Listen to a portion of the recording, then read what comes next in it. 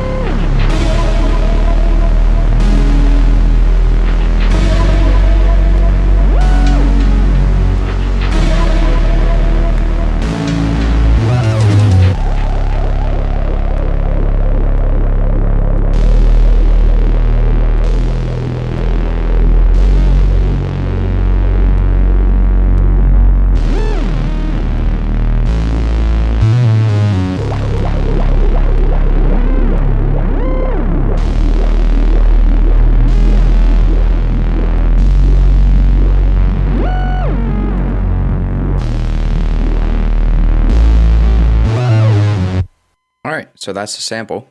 The main foundation of the whole idea is this sample.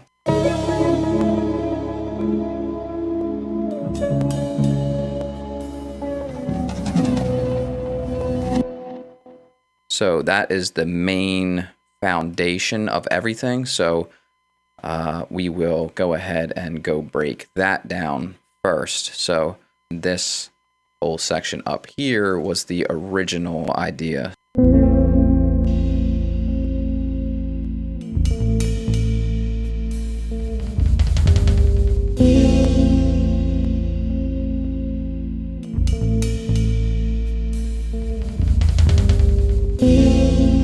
So there's the original sample. The original sample was written at 150. That's why this is closer to 150.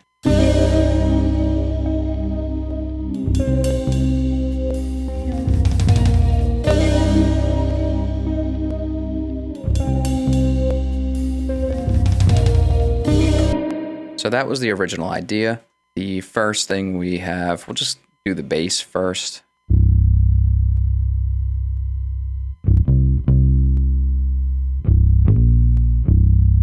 So that's the bass. I think on this one, I actually may have started with, I think I actually started with that sound, like just a little guitar sound. Then we have this guitar line.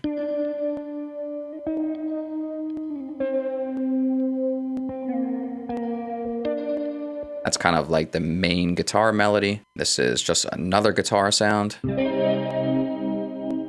Just a single chord.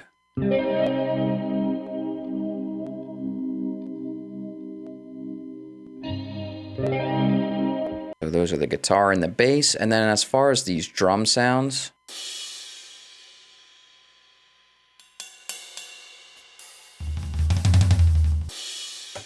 I made this kind of with the intent to chop it later on, chop it up, make something different out of it, flip it. So I like putting drum parts in there like that so that when you go and chop it up later on, it's kind of not predictable how the drums are going to land when you chop it. You know, it's not just like it's a regular 4 on the floor or a snare on the 3. It's like a different kind of drum part. There's really nothing crazy going on there. The crazy stuff happened when I flipped it. The first way that I flipped it, obviously, was just reversing it.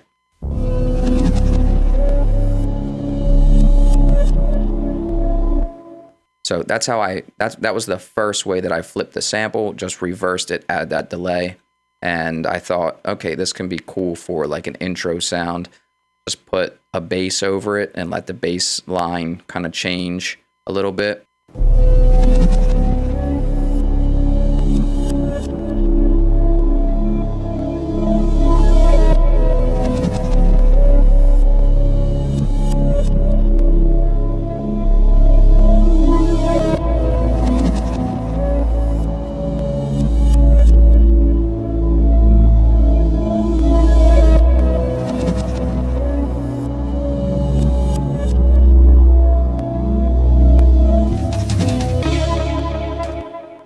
So at the end here, we have this little transition sound.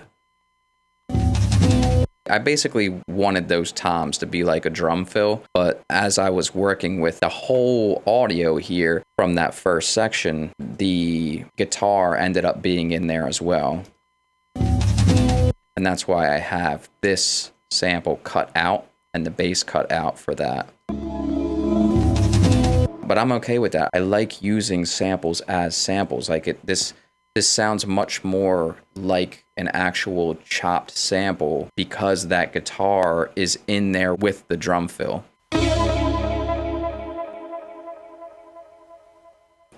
So that is the main sound that makes up. It's just the beginning of that sample that's chopped. You can hear, again, it adds so much, you know, like without...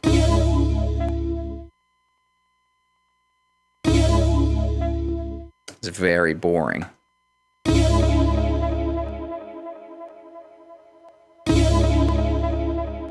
You know, that makes it sound so much more interesting. It makes it almost sound like an arpeggio or something. The next sound that comes in is also a piece of the sample that's chopped.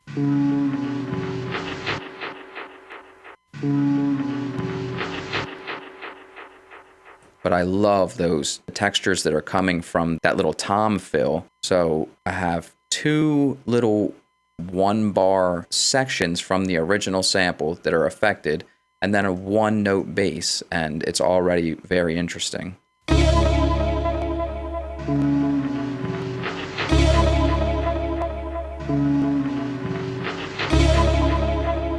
This is how I love to work. This is the funnest thing to me, is making something and then flipping it into something totally different. And then on the second half, you know, the second 4-bar section here, we have another one come in.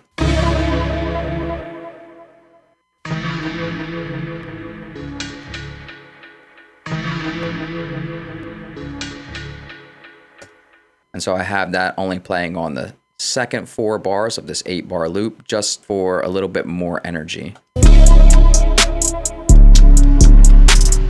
And then we transition into, you know, kind of the typical Oscar Zulu square one library type sound, you know, type big bridge sound or whatever.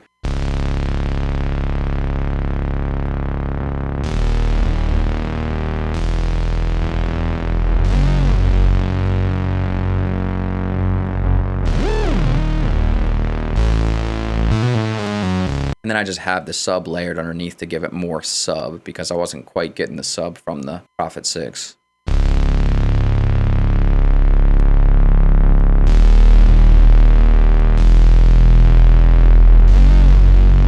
And then we have these chords here that came from the Prophet 6.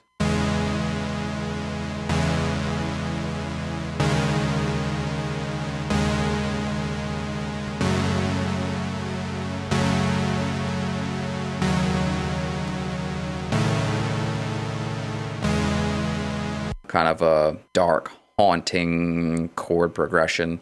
And then I really, really loved that bass sound that I was able to achieve. So I was like, I need a section, you know, an outro section where the bass just shines. It's just the bass playing as far as the instruments, but still have something else going on that's not drums. So I decided to put these synth delay modulations from the Burgundy multi-kit in there, and they just fit perfectly.